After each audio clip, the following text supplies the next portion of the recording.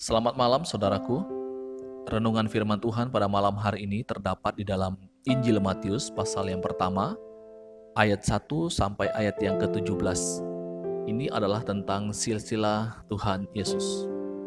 Kalau kita membaca silsilah Tuhan Yesus ini, tentu ada hal-hal yang mungkin kita akan dapati, ada beberapa keanehan kalau saya mau katakan seperti itu.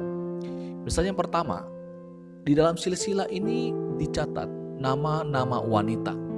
Ada Tamar, ada Rahab, ada Rut, istri Uria adalah Batseba, dan juga ada Maria. Ada 5 wanita yang disebutkan di dalam silsilah ini. Nah, kita perlu ketahui bahwa pada zaman itu wanita tidak dianggap atau tidak dihargai.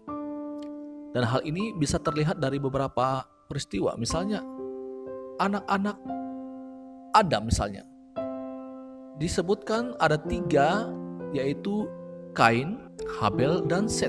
Itu yang disebutkan oleh Alkitab. Padahal Adam dan Hawa masih mempunyai anak-anak lain, baik itu laki-laki maupun perempuan. Tetapi tidak ada satupun anak perempuan Adam dan Hawa yang disebutkan namanya. Kemudian ada 8 orang yang masuk dalam batrah Nuh. Dan dari 8 orang itu hanya 4 laki-laki yang diketahui namanya, yaitu Nuh, Sem, Ham, dan Yafet. Sedangkan yang 4 perempuan tidak disebutkan namanya.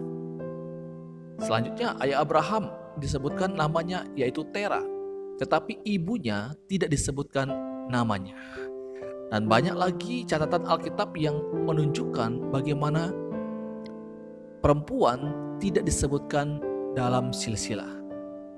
Nah, Bapak Ibu, dalam penafsiran juga mengatakan bahwa orang Yahudi laki-laki setiap pagi mereka menaikkan doa syukur karena dia tidak diciptakan sebagai hamba, orang kafir, non-Yahudi, atau terlahir sebagai perempuan.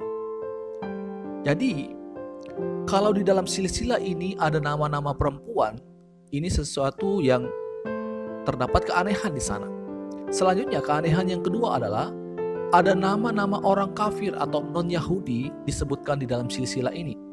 Misalnya ada Rut, dia adalah orang Moab. Ada Rahab, Rahab adalah orang Yeriko atau orang Kanaan. Pada zaman itu ada batasan yang sangat keras antara orang Yahudi dengan orang kafir atau non-Yahudi.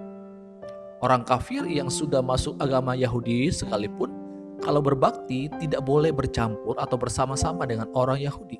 Jadi sekali lagi, kalau kita dapatkan di dalam silsilah ini ada nama-nama orang kafir disebutkan, maka ini adalah satu keanehan. Selanjutnya yang ketiga, keanehan yang kita bisa dapati adalah nama orang-orang jahat di sana. Ada Yehuda dan Tamar, kemudian ada Rahab, dia adalah seorang pelacur. Ada Manasye, dia adalah orang yang jahat juga di mata Tuhan.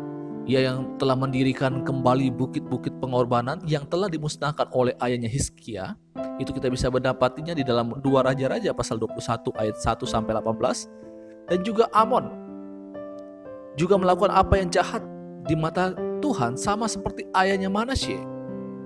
Nah, Bapak Ibu, pada zaman itu ada batasan juga yang sangat keras sekali antara orang jahat dan orang baik. Orang Farisi pada zaman itu kalau akan berpas-pasan dengan orang berdosa, mereka akan memilih untuk berbelok dan menghindari orang berdosa itu.